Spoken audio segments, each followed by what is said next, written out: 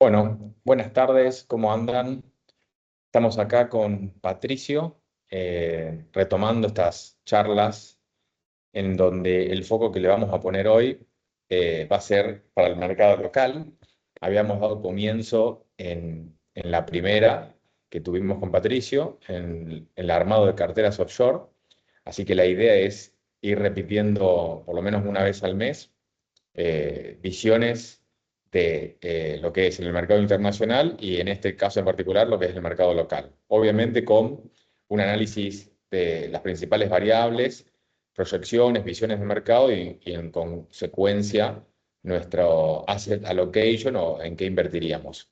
Así que bueno, ¿todo bien, Patricio? Todo bien, un saludo a todos. Bueno, la idea ahí, como decía Mauro, es repasar hoy el contexto local, centrarnos en las principales variables que creemos que pueden afectar la cartera de la mayoría de los inversores y ir comentando un poco nuestra visión para este año y finalizar con una cartera eh, que creemos que puede afrontar estas perspectivas o puede ir acorde a lo que nosotros estamos visualizando para este 2026.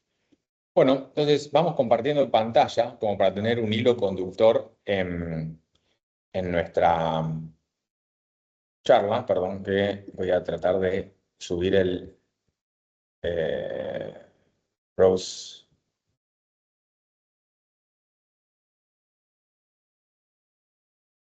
Bien, ahí se está abriendo, creo. Bien, y bueno, esto va a quedar grabado para cualquiera que quiera repasarlo, verlo tranquilo en casa, pero para los que quieran hacer algún tipo de pregunta, la dejan en el chat y la iremos leyendo y respondiendo. La idea, como les decía, es, bueno, es tener un hilo conductor con la presentación, pero vamos a ir pimponeando algunas ideas y demás. Así que bueno, comenzamos nomás. Bueno, este es un poquito la hoja de ruta del día de hoy. La idea es hablar de tres principales variables: inflación, dólar y riesgo país. Analizar un poquito lo que vemos en renta variable y, dando ese contexto, pasar a lo que sería la posición estratégica y la posición táctica. Para finalizar y concretar o dejar algo más concreto, una cartera recomendada tanto en pesos como aquellos que quieran estar dolarizados. Yendo a la parte ya de contexto macro y financiero, vamos a arrancar con la parte de inflación. A principios de enero salió el dato de inflación de diciembre. Con eso cerramos una inflación del 2025 del 31,5 anual, que deja dos lecturas, y las dos lecturas son ciertas. La primera, si escuchamos al oficialismo, que es la inflación más baja desde el 2017, que es cierto. Si vemos ahí el gráfico, estamos con una inflación menor a los últimos años. Segundo año de baja de inflación, también cierto. Pero si vamos a lo que es, digamos, la oposición o aquellos que quieran eh, confrontar con este dato, es que la inflación desde abril está con una tendencia a la suba. Son dos realidades que podemos tener lecturas diferentes. Desde el lado positivo, inflación menor en los últimos 7 años. Lado negativo, aceleración de la inflación en los últimos 8 meses. Yo creo que ahí es importante entender un poquito la dinámica de estos meses que transcurrieron, sobre todo recordando que en septiembre tuvimos las elecciones de la provincia de Buenos Aires, en octubre tuvimos las elecciones de medio término y eso generó bastante volatilidad. También en el medio estuvo la eliminación de las LEFIs, que eran las letras del Banco Central. Todo eso en conjunto hace a que la inflación tenga esta dinámica alcista. Ahí, Mauro, no sé si querés aportar algo. Sí, a ver, está bueno ir haciendo este análisis, como siempre, lo más interesante también son las proyecciones, ¿no? Pero bueno, es interesante entender el pasado y el presente para poder hacer esas proyecciones. También un condimento que por ahí se dio expresamente en el año pasado, que fue tan particular por ser un año de elecciones de medio término, fue una escalada del dólar, que si bien el tipo de cambio subió en términos anuales, si mal no recuerdo, algo así como 40%, la inflación de alguna manera lo siguió, esto que se llama el pass-through, el traslado a precios de la suba del tipo de cambio, pero no en la misma cuantía. En conclusión, si uno solapa la suba del tipo de cambio en la segunda mitad del año, bueno, es bastante similar al comportamiento que tuvo la inflación en ese sentido. Entonces, nos sirve esto, me parece, como para proyectar lo que viene. Y lo que viene precisamente en este año, al no ser un año eleccionario, en donde el año pasado tuvimos una dolarización récord de los récords, por cobertura y demás, bueno, creemos o estamos convencidos que quizás eso no va a pasar, por lo tanto, ese condimento no va a existir. Las proyecciones, nosotros también miramos no solamente el mercado, sino también proyecciones de las distintas consultoras, el REM del Banco Central, algunos analistas en particular, y el promedio de las consultoras del REM, si mal no recuerdo, para el 2026 era del 20,10 y de algunos es bastante, ronda más o menos por ahí. Algunas consultoras daban sorprendentemente algo así como 17%, y algunas otras un poquito más. Lo interesante es que arrancamos el año con esta volatilidad de tasas y demás, en donde la inflación implícita, que muchas veces se la conoce como inflación break-even, la inflación de indiferencia, que surge de comparar un bono que ajusta por inflación y un bono que ajusta por tasa, haciendo un cálculo matemático, uno deduce esa variable implícita entre esos dos precios. Y esa variable llegó a dar, vos lo tenías, perdón, me anticipé. No, y ahí, antes de seguir continuando, remarcar lo que decías de la dolarización que tuvo en el periodo eleccionario. Si ahí vemos en el gráfico, tenemos una suba muy grande que fue el blanqueo, luego una caída, pero en los últimos meses también un repunte de los depósitos en dólares. Eso quiere decir que el M2 transaccional, es decir, el dinero que se usa en la economía, al momento de la elección, estaba totalmente dolarizado. Y eso, obviamente, en algún momento tiene que volver a pesos, porque es base monetaria transaccional. No puede estar en dólares. Entonces, ese desarme de dólar a pesos también genera esa inercia en la inflación, como lo marcaba Mauro. Acá tenemos las proyecciones del REM, que marcaba también Mauro recién. Fíjense que estas, bueno, son las estimaciones que hace el relevamiento del Banco Central, es decir, son las consultoras que, que aportan datos al Banco Central y el Banco Central lo publica. Fíjense cómo la tendencia para los próximos meses de la inflación es una tendencia decreciente, con un pico en marzo que es lógico y es estacional porque, bueno, ahí comienzan las clases, ya la mayoría de la industria están 100% operativas, como que ya terminan las vacaciones y se suele haber un pequeño repunte y es más estacional que otra cosa.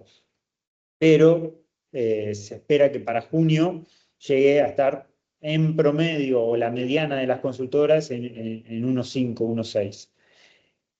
De ahí, la línea azul es el percentil número 10, digamos, sería como la visión más optimista de inflación.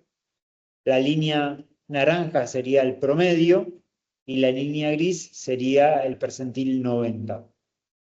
Y los dos puntos negros que marcamos al final son las tasas break-even, que es lo que marcaba Mauro anteriormente. Si este webinar lo hacíamos 2 semanas atrás, esos dos puntos negros hubiesen estado mucho más arriba, por encima del promedio de las consultoras. ¿Eso qué quiere decir? Que cubrirse contra la inflación estaba bastante caro, porque te estabas cubriendo una inflación esperada a mercado mucho más alta que las estimaciones de las consultoras. Hoy, a datos del cierre de ayer, las break-even están por debajo del promedio de las estimaciones, o promedio, por debajo o cercano al promedio de las estimaciones de las consultoras. Entonces quiere decir que estamos teniendo una cobertura a mercado o ya no tan cara como era hace un tiempo atrás. Eso también es importante remarcarlo, porque bueno, en la cartera final, donde vamos a analizar un poco cómo quedaríamos posicionados, es uno de los motivos por qué creemos que es importante tener algo de cobertura contra la inflación para los próximos meses.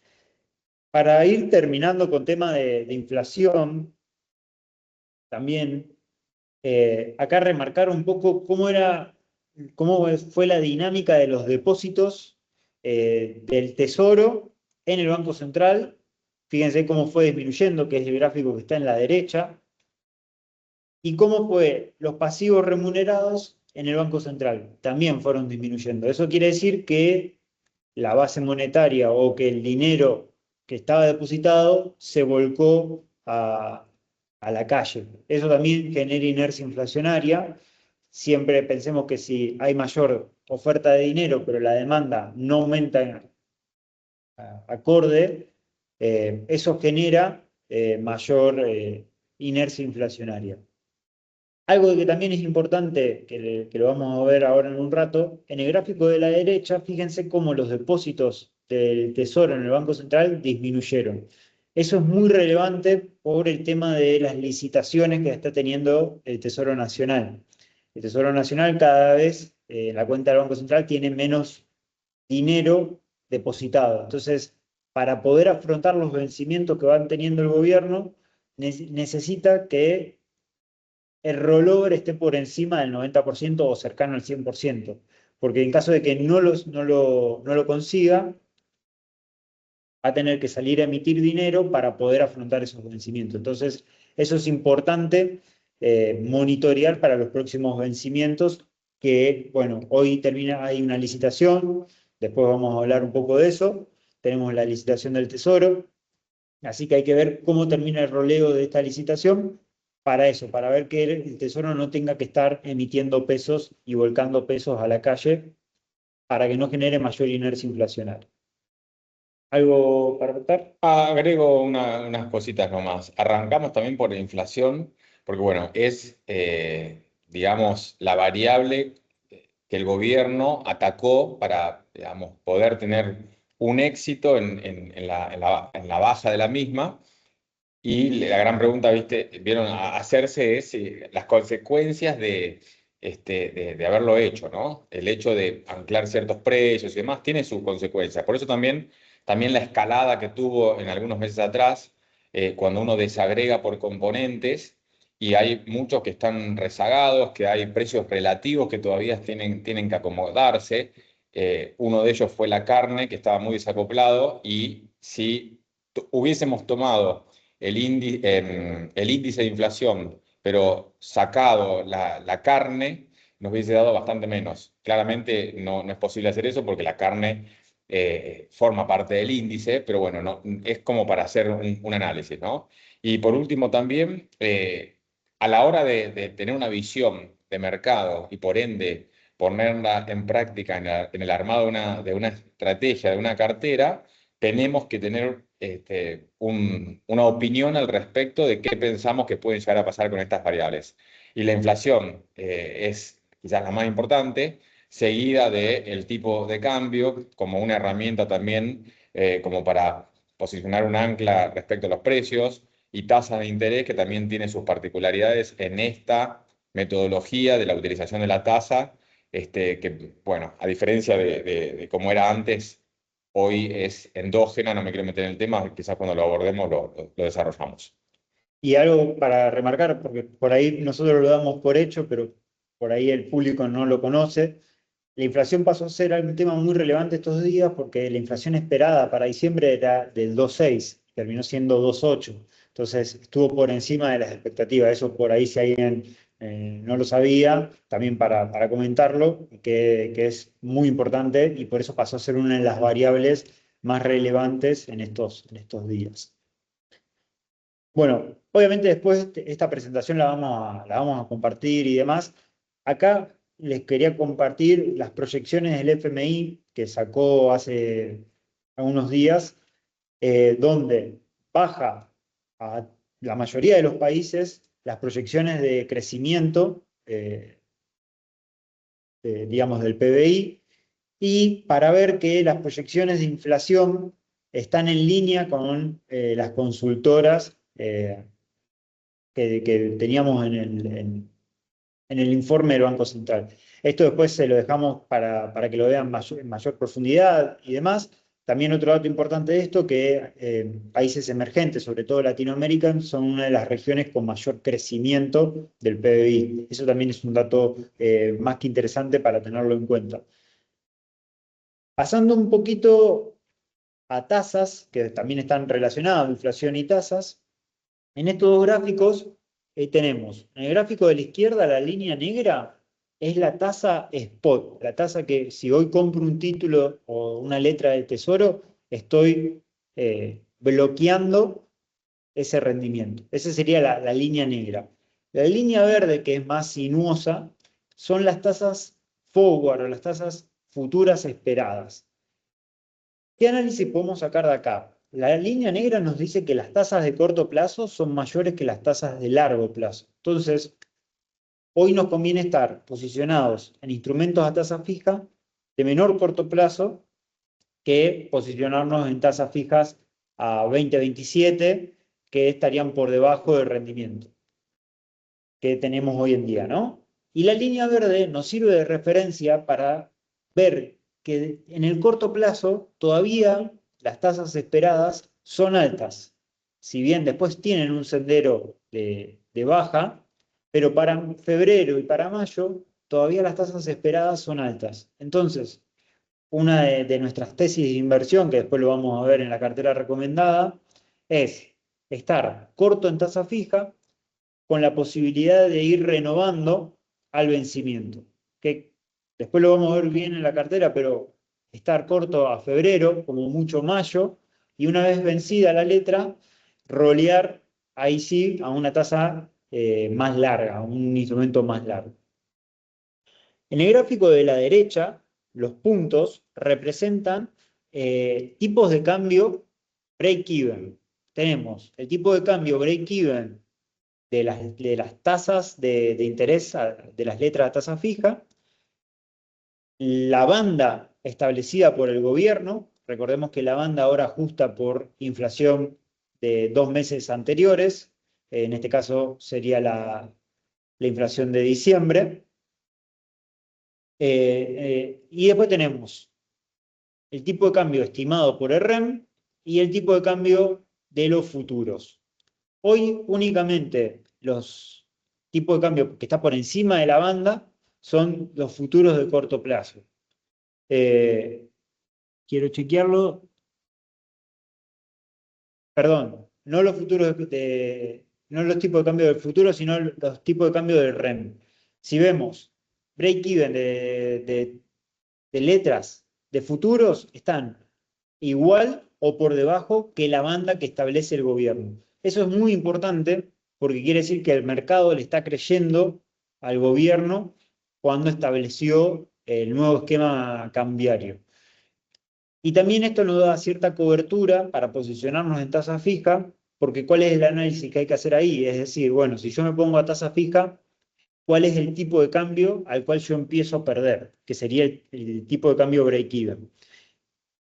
Si le creemos al gobierno y el mercado lo está haciendo, me voy a posicionar en tasa fija porque yo sé que el rendimiento que voy a tener con tasa fija no me va a ganar el tipo de cambio, no va a haber saltos en el tipo de cambio porque el gobierno va a estar vendiendo a un tipo de cambio establecido, que en este caso está igual o por encima al de las letras, que es algo muy importante y por qué nuestra tesis de inversión es estar posicionados en tasa fija y no tanto en dólar.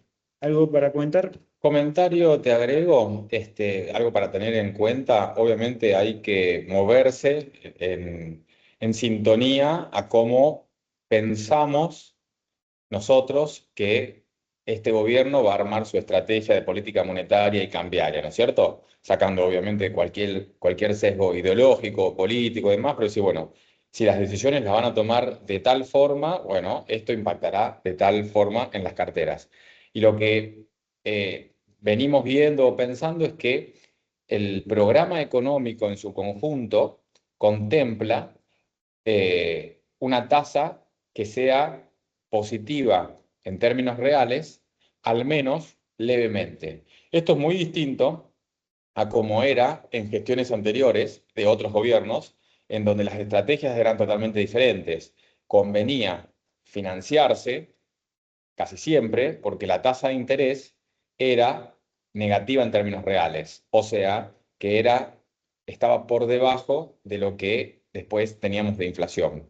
Creemos que el gobierno, para desincentivar la dolarización y en función a su programa económico, mantendrá una tasa positiva en términos reales, al menos, no digo, ahí hay un juego y un trade-off, porque tener una tasa fuertemente positiva es contractiva de la actividad, y tener una tasa neutra o negativa, bueno, ya sabemos las consecuencias. Entonces, es bastante fino y es en función a la inflación esperada. Esa tasa de interés, claramente entonces, por eso arrancamos por la variable de inflación, acompañará a lo que se espere del aumento de los precios.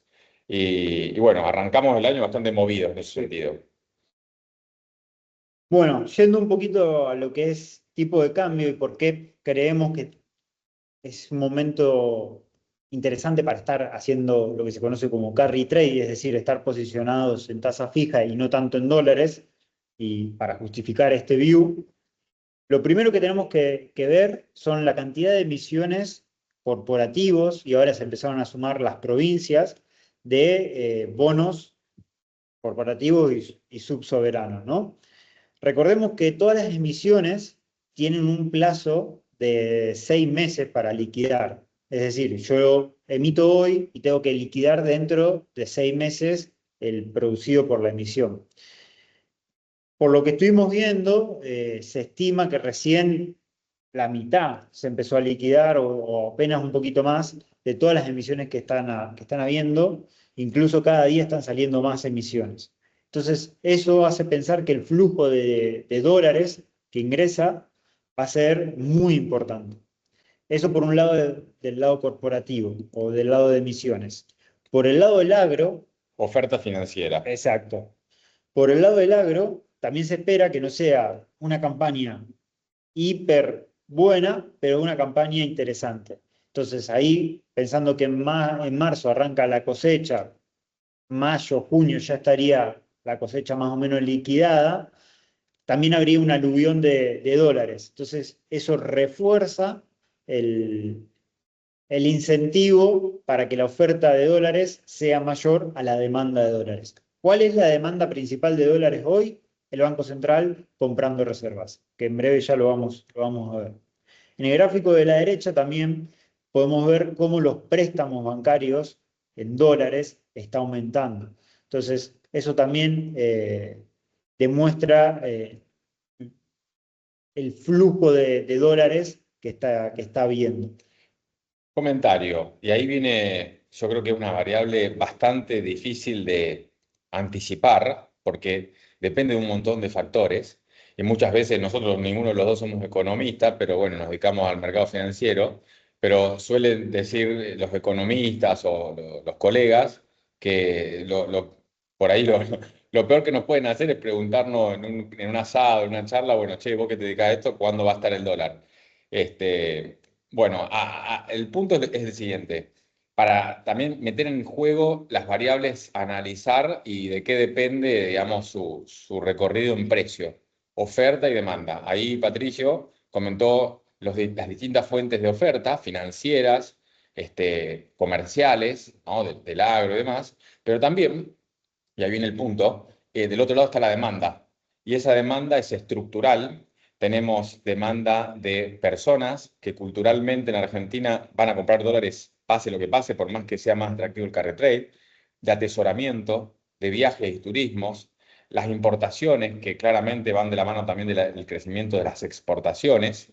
Y otra cuestión, hoy las reservas internacionales del Banco Central, si las medimos con el criterio del FMI, están en 17.000 millones de dólares negativas.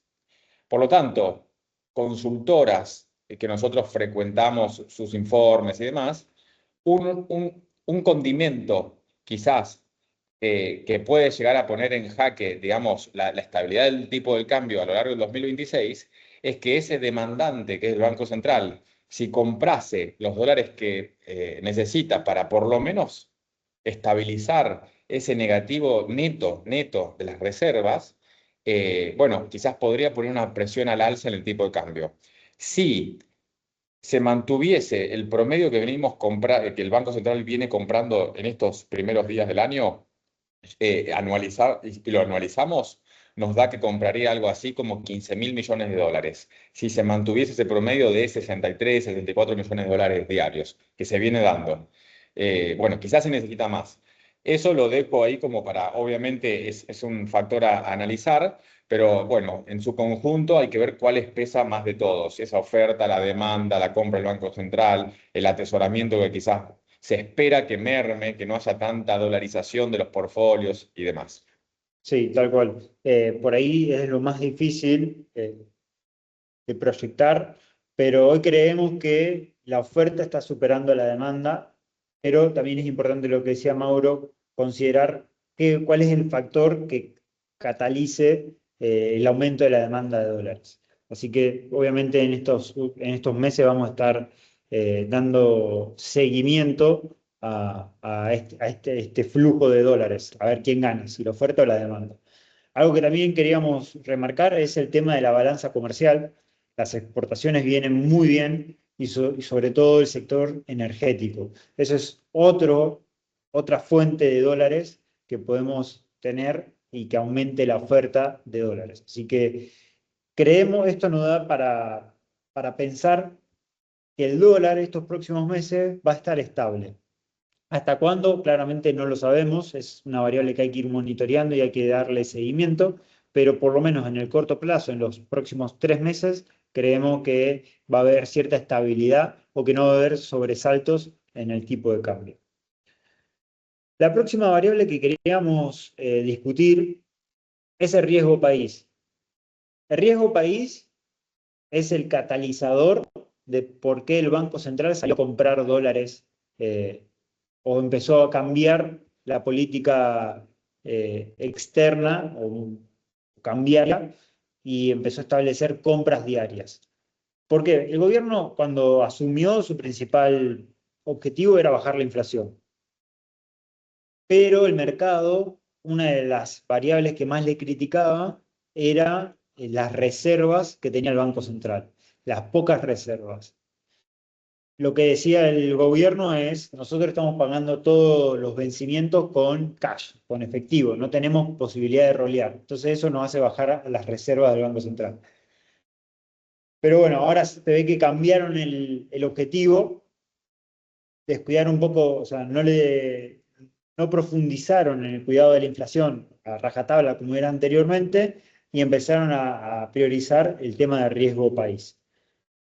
Al final, Patricio, no hay que creerles a los políticos, ¿no? Porque Caputo decía, bueno, obviamente no puede decir en canales de televisión y entrevistas lo que va a hacer claramente, como pasó en marzo y el dólar se fue al demonio cuando anticipó con Laje el movimiento del crawling peg, pero mismo Caputo y el gobierno en sí decía de que no había que acumular reservas necesariamente. Bueno, comentarios, ya que estamos en el Río País. Fíjate lo que bajó, o sea, a niveles récord de algunos años atrás, por debajo de los 500 puntos, justo coincide con que el Banco Central tiene un sendero de acumulación de reservas, que es no solamente lo que el mercado le estaba pidiendo, los inversores, el FMI, Por lo tanto, no sé si o cambiaron de estrategia o realmente vieron lo que le estaban demandando. Sí, ahí lo que podemos pensar por detrás es que el objetivo que tiene ahora el gobierno es empezar a rolear los vencimientos y no pagarlo con cash. Y para poder hacer eso hay que acceder a Wall Street y para hacer eso necesitas tener un riesgo país acorde. Y para bajar el riesgo país hay una correlación muy fuerte con el tema de las reservas. Acá lo que le traemos en este gráfico es que todavía hay una compresión posible si nos ponemos a ver el riesgo país nuestro o en relación a Latinoamérica. Hoy esto ya quedó desactualizado, hoy a dato de hoy está por debajo de 500 puntos, pero todavía hay un recorrido para poder acoplarnos a lo que es la región. Hoy la región está en 350, 300 puntos, entonces tenemos recorrido para hacerlo. Y eso, para lograrlo, es vital seguir con este programa de compras que está haciendo el Banco Central. Por otro lado, bueno, acá les compartimos un poquito cuáles son los países comparables nuestros. Fíjense que por ahí son países que nosotros creemos que no somos realmente comparables, tenemos mejores fundamentos, pero somos comparables en cuanto al riesgo de nuestros bonos, que el caso más parecido ahí es Ecuador, que Ecuador hizo una emisión luego de un montón de tiempo, o sea, tiene un caso muy parecido al nuestro, que roleó a 34 y 39, 2034 y 2039, por 4.000 millones de dólares, a una tasa menor del 9%, y es un caso muy, muy parecido al nuestro, así que eso puede quedar como ejemplo para lo que nosotros podríamos conseguir si queremos rolear el vencimiento de junio y no pagarlo con cash. Es una buena noticia para nosotros, porque Ecuador, que, bueno, accedió ayer nuevamente a los mercados de capitales, algo que nosotros queremos hacer.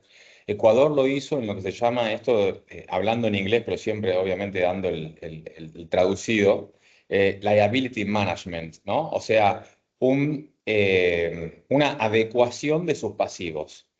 Argentina está, estoy seguro que está buscando esto. Los bonos reestructurados por Guzmán, que son pocos atractivos por sus cupones tan bajos y demás, la idea es patear hacia adelante esos vencimientos, poder ofrecer esos bonos para canjearlos y acceder al mercado de capitales para tirarlos más adelante. Eso es lo que, en mi opinión, este gobierno seguramente quiere hacer y para eso necesita acceder a los mercados de capitales y para eso necesita claramente la acumulación de reservas y la baja en el riesgo país. Ecuador, como un comparable nuestro, defaultió 11 veces. Nosotros, Argentina, 9 veces. O sea que en ese caso somos similares y esos son peores. Ecuador es una economía mucho más chica que la nuestra. Y a la vez, Ecuador no tiene el superávit fiscal que tenemos hoy nosotros. Por lo tanto, son muchos puntos positivos esto que pasó de Ecuador, que nos abre el camino hacia el futuro a nosotros. Exacto. Y para eso, para revisar, tenemos este gráfico acá de Facimex, que la verdad que está muy bueno, que muestra diferentes variables contra diferentes países. Si se fijan, en la mayoría de las variables, en relación al resto de los países, estamos mejores. En cuanto al spread de deuda, que sería riesgo país, estamos con un spread muy alto y eso es por las reservas. O sea, hoy si queremos bajar el riesgo país, tenemos que acumular reservas, indudablemente. Es lo que quiere el mercado y lo está demostrando porque cada vez que aumentan las reservas, el riesgo país va a la baja. Entonces, hay que seguir monitoreando estas compras que está haciendo el central. Viene muy bien, sigue comprando. No lo está cumpliendo porque había dicho que iba a comprar por el 5% del monto operado y está comprando por demás. Pero bueno, mejor que así sea, mientras que la demanda de dinero sea genuina. Recordemos que siempre van a recapitalizar el Banco Central contra demanda de dinero. Si la demanda baja y siguen recapitalizándolo, eso puede generar inercia inflacionaria, así que hay que monitorearlo. Para cerrar tema riesgo país, le traemos un ejercicio que nos parece interesante. donde analizamos cuál es la correlación que hay entre el riesgo país y la acumulación de reservas. Hay una hay una correlación negativa, es decir, a medida que aumentan las reservas, el riesgo país baja.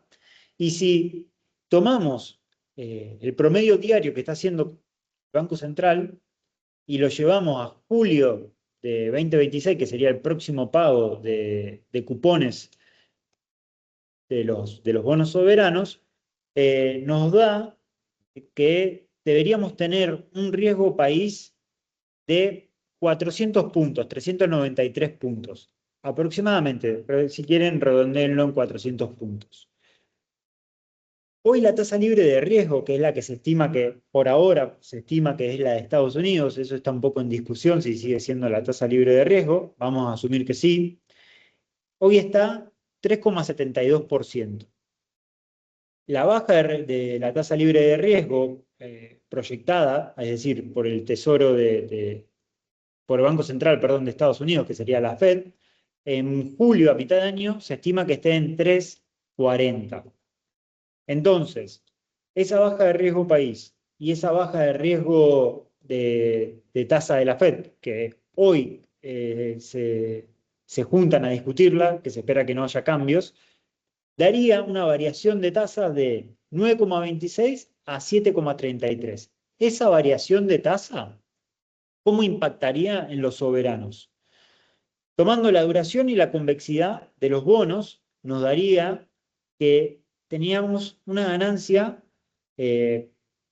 proyectada entre el 3% al 11%. Esa es la variación que podrían tener los soberanos. Obviamente, la L41, que es el de mayor duración, va a tener una variación mayor. Fíjense que es del 11,6. Y si encima le sumamos el cupón que pagan esos soberanos, fíjense la ganancia potencial. Y acá hay algo muy importante, fíjense como el AL29 y el AL30 ya casi no tienen mayor recorrido, darían una ganancia potencial para mitad de año entre de 4 y 4,5, siendo los bonos más largos los más interesantes para estar posicionados a mitad de año. Y ahí algo importante, bueno, ahí aporta Lucas que la Fed no bajó la tasa, que era lo esperado, que se mantenga en 3,75. Y algo para remarcar que la N29, que es el cupón que se emitió en diciembre, dado la baja de riesgo país y el cupón que paga, recordemos que pagan un cupón mayor que los bonos reestructurados, estaría dando una ganancia potencial de 9,5.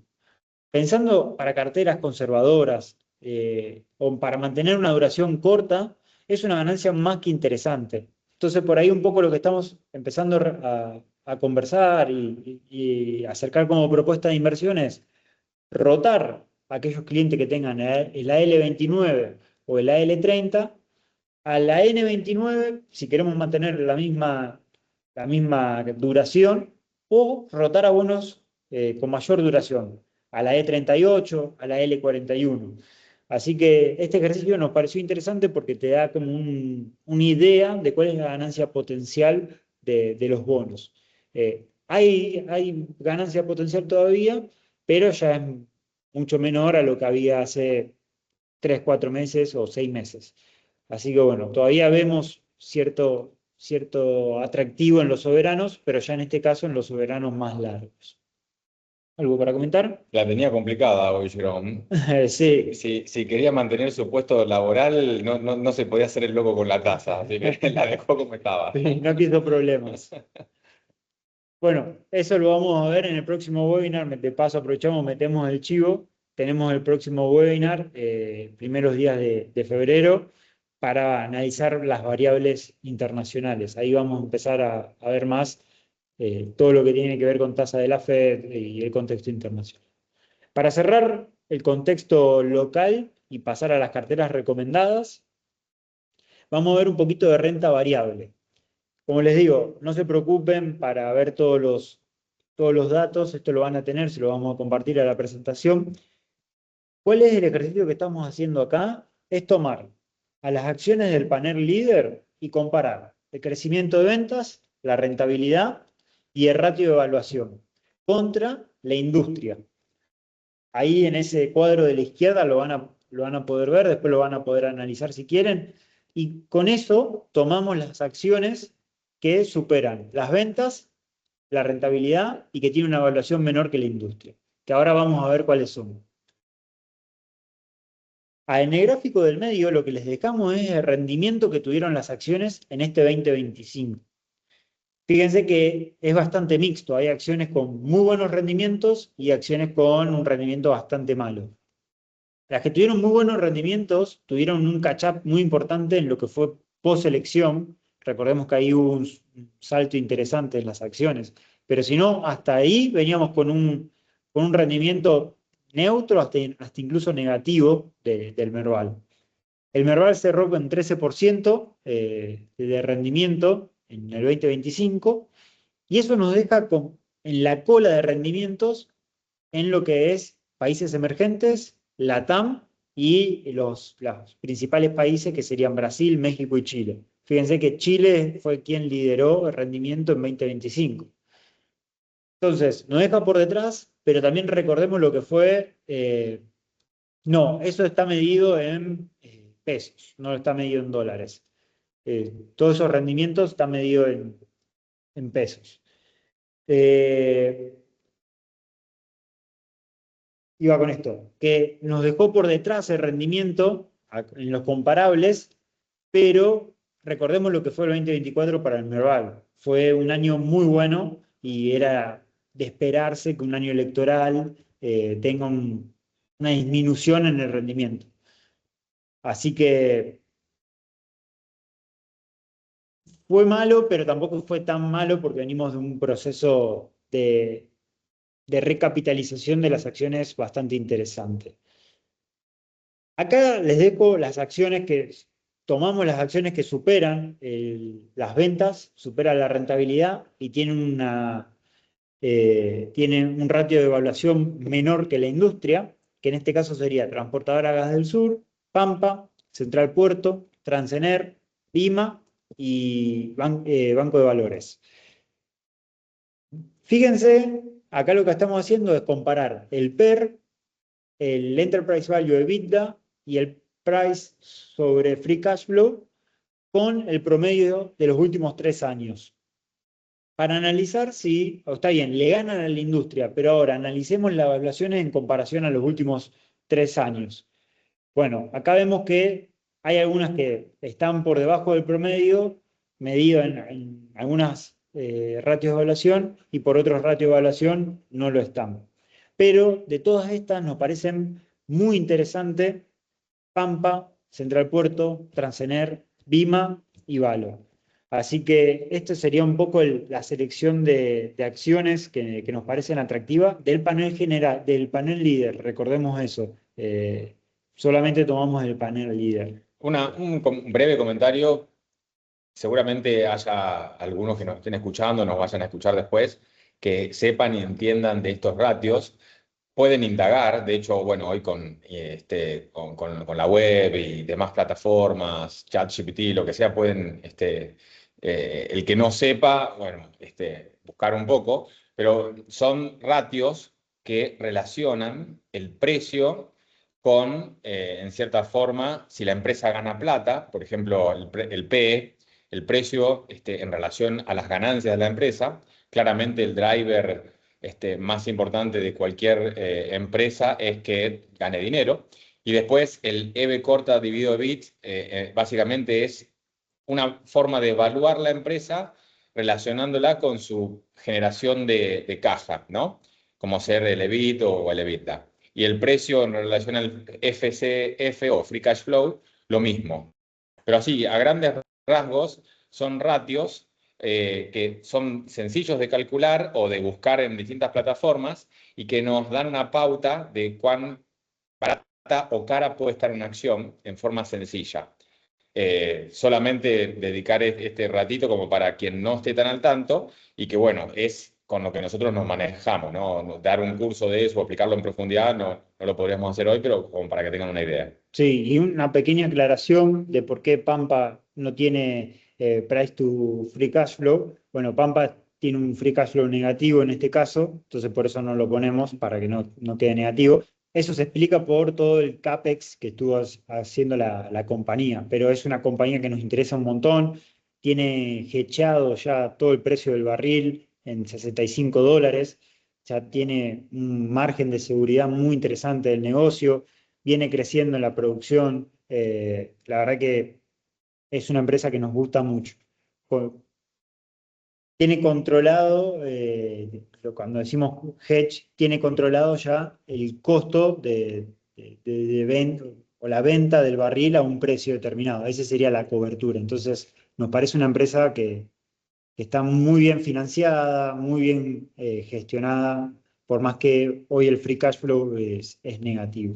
Ese CAPEX que comentaba en inglés es Capital Expenditure o, digamos, inversiones en capital. Exactamente. Entonces, bueno, es que la empresa está invirtiendo, ¿no? Básicamente. Exactamente, exactamente.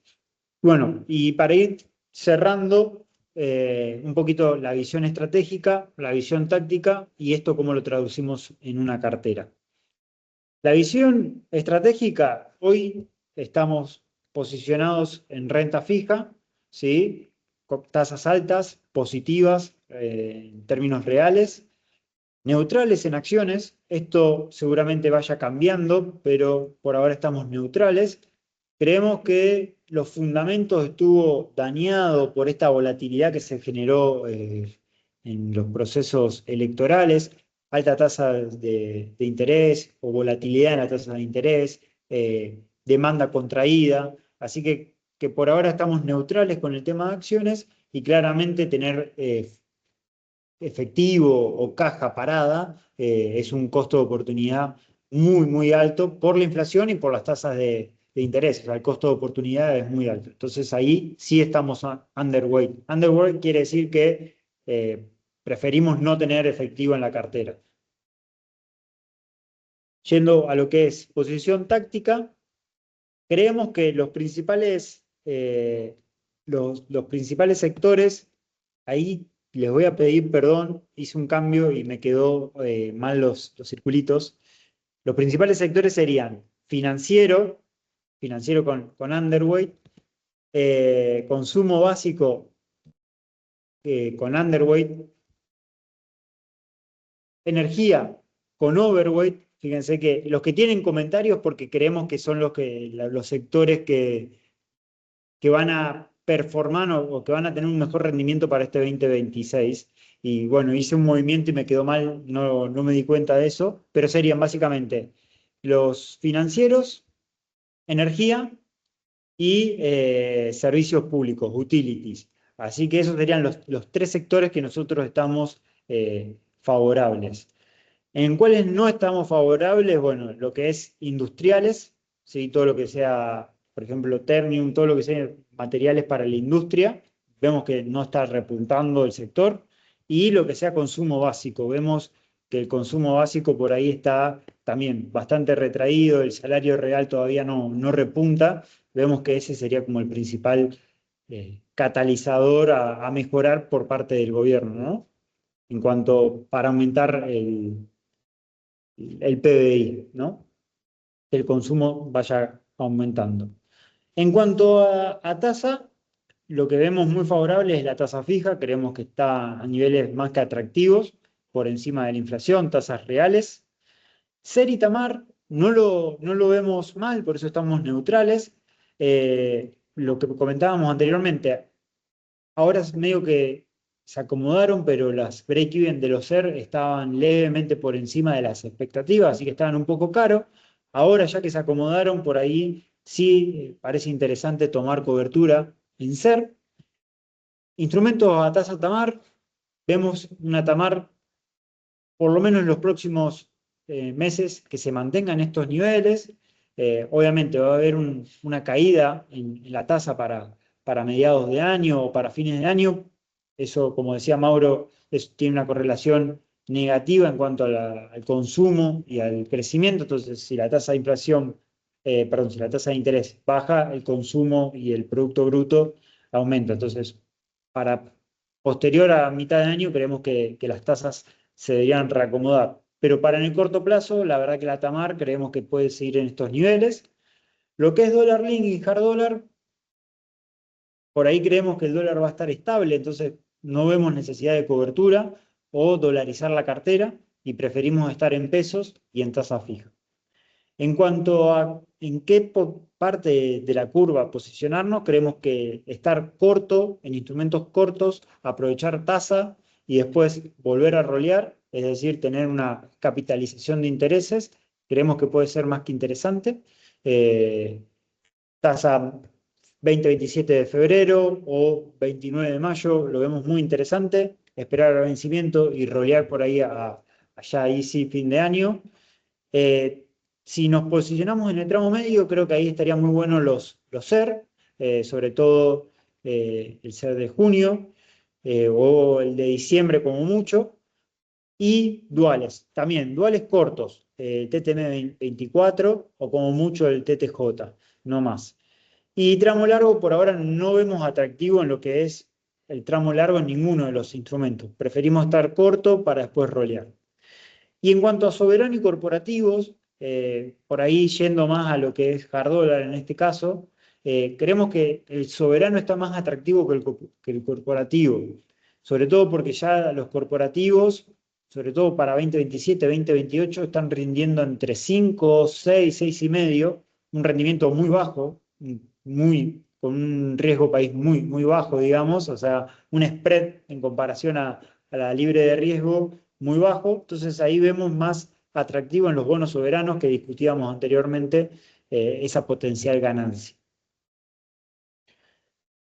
Y pasando ya a la cartera recomendada para dejar algunos minutos para consultas y demás, ¿cómo transferiríamos todo esto que estamos viendo en carteras? Si nos queremos posicionar 100% en pesos, hoy lo mejor sería tener una posición alta en tasa fija, un 40%, duales un 30% y un 20% en SER y un 10% en acciones. Este 10% muy probablemente para el próximo webinar aumente. ¿Por qué? Porque creemos que las tasas van a acomodarse, van a bajar y por lo tanto ahí va a bajar lo que sería tasa fija y aumentar lo que sería acciones. ¿Sí? Ya el atractivo de las acciones empieza a ser mayor a medida que las tasas empiezan a bajar. Y yendo a la cartera propiamente dicha con instrumentos, creemos que en duales lo más atractivo es el TTM 26, que vence ahora en marzo. En tasa fija, estar posicionados en febrero con un 20% de la cartera y estar posicionado en mayo con otro 20% de la cartera. Y cuando venza febrero, pasarse por ahí a diciembre. Ese sería como la mejor, creemos que sería la mejor manera de capturar tasa de interés para hacer una buena capitalización de intereses. En cuanto a instrumentos SER, el TZXO6 que vence en junio, lo vemos más que interesante, con un 20% de la cartera para tener cobertura en instrumentos SER, porque creemos que la inflación todavía va a seguir en estos niveles, va a disminuir a fines de año, pero creemos que por lo menos en los próximos 2-3 meses va a seguir por arriba del 2 seguro o con estos niveles del 2,8, 2,6, 2,5, va a andar por ahí estos próximos meses. Así que lo vemos atractivo tener cierta cobertura. En temas de acciones, bueno, un poco lo que comentábamos anteriormente, Pampa, Transener, Central Puerto, Vima y Valo serían las compañías que más nos interesan. Ahí repartir ese 10% en estas compañías. Seguramente para los próximos webinars este porcentaje aumente. ¿Algún comentario? A ver, el comentario es una cartera. Claramente, a ver, hay muchos perfiles, también horizontes temporales, y para alguien, supongamos, más joven y con más propensión a tomar riesgos, quizás el 10% de renta variable se quede corto. La idea es expresar nuestra visión de cada una de las variables en una cartera en concreto, pero estamos siempre abiertos a consultas y a que nos escriban, nos llamen y demás, porque cada persona también es un mundo y con sus objetivos y sus horizontes de tiempo, etcétera. Por lo tanto, nosotros seleccionamos los activos y nuestra visión Y después las ponderaciones también pueden llegar a ir cambiando claramente en función a adecuarse a cada uno de los inversores. Sí, tal cual. Ese es un comentario que me olvidé de hacer, que es muy importante. Esta es una cartera para un perfil moderado, normal, general, digámoslo, y después cada uno tiene su aversión a riesgo y ahí obviamente las ponderaciones cambiarán. Como decía Mauro, una persona que recién está comenzando a invertir, por ahí tener un 10% y que es joven, por ahí tener el 10% en acciones no sería lo mejor. Aumentar un poquito más, tiene una versión a riesgo diferente que otra persona que ya está pensando en retirarse y demás. Entonces, siempre pensar que estas ponderaciones son a modo genérico para un perfil moderado y traduciéndolo a nuestra visión. Así que cualquier consulta, obviamente, nos pueden escribir, nos pueden contactar y cada caso modificaremos las ponderaciones. O sea, no cambiarán los activos, sí las ponderaciones. Así que ahí estamos abiertos para verlo. Y una cartera en dólares, en este caso sería hard dollar, o sea, cartera 100% posicionada en dólares, instrumentos hard dollar, que son soberanos y corporativos, y CDR, perdón, con una posición del 70% en hard dollar y 30% en CDR. ¿Cuáles serían estos instrumentos? Bueno, en lo que es corporativo, eh, perdón, en lo que es soberano, hay una estrategia que se conoce como barbell. Una estrategia barbell quiere decir nos posicionamos con un instrumento más corto y con un instrumento más largo, que en este caso sería el AN29, y con un instrumento más largo, que en este caso sería el AE38. Son dos bonos con un rendimiento muy bueno, cercano al 9%, con tasa cupón bueno, la N29 del 6,5% y de la E38 del 5%, buen cupón también. Así que con eso tendríamos un 40% de la cartera. En cuanto a lo que es CDR, estamos muy favorables en lo que es Mercado Libre y Vista. Acá no agregamos CDRs globales, sino CDRs que estén operando en Argentina, que sean argentinos, ¿no? Entonces, porque estamos viendo la visión en Argentina. Ahí estamos muy favorables en lo que es Mercado Libre y Vista, con un 15% cada uno. Y después tenemos tres ONs de Plus Petrol, Pampa Energía y Tech Petrol. También ONs corporativas del sector energético, que lo vemos muy favorable, con un 10% cada uno. Haciendo con esto ya la cartera dolarizada, dando un perfil de rendimiento más que interesante para este 2026. Y casi cumplida la hora, con esto estaríamos finalizando la presentación. Mauro, un comentario para terminar. No, ya vayamos cerrando. Sí hay una pregunta de Lucas que ahora la vamos a responder e invitamos a cualquiera que también quiera hacer alguna otra consulta, aproveche. Lucas pregunta. Sí, eso ya lo vimos. Ah, ¿ya lo Sí, respondiste? sí, Bien. pero entonces el rendimiento que mostrábamos del Merval era en dólares y le... No, Ah, eso. ok, perfecto. Yo pensé que era nuestra visión y demás. Bien, buenísimo. Bueno, Si alguien tiene alguna duda o alguna consulta, la puede escribir por el chat y lo vamos viendo. Si no, con esto ya damos por finalizado la presentación, ¿no? La idea era un poco esto, ver las variables, cómo esto lo traducimos a una cartera y ver las ponderaciones de esa cartera. Así que, todo esto lo seguimos día a día y charlamos con nuestros clientes y demás. Así que la idea es, bueno, compartir esta visión una vez al mes en este espacio. Por lo tanto, bueno, nos estaremos encontrando de acá a 4 semanas. En 2 estamos con el internacional y volvemos con el local. Después publicaremos las fechas y demás. ahí Lucas pregunta si están baratas las ONs. A ver, las ONs en sí ya tienen un precio eh, cercano a la par o incluso algunos sobre la par. Las ONs son un producto bastante demandado. La mayoría de los inversores van hacia a las ONs, entonces ya están casi a la par o sobre la par. y es un poco lo que decíamos, o con la comparación que hacíamos con las corporativos contra los soberanos, que preferíamos los soberanos que los corporativos. Pero por ahí para un perfil moderado, hasta incluso conservador, perdón, conservador o hasta incluso moderado, las ONs todavía sigue siendo un producto más que interesante. Pagan un buen cupón, por ahí el rendimiento de capital ya no es lo más interesante, pero son un producto con poca volatilidad, que dan un interés interesante, así que no lo vemos mal. Pero bueno, sí, la verdad que ya el rendimiento de capital que pueden llegar a tener los instrumentos no es demasiado. Correcto. Y es un componente de renta fija en la cartera, que ese componente de renta fija bien puede ser con un corporativo privado o con un soberano o subsoberano. Y es cierto de que en algún momento los soberanos estaban rindiendo más, se han acercado bastante. Como siempre, todo depende del horizonte y el riesgo que uno quiera asumir, el objetivo que tenga.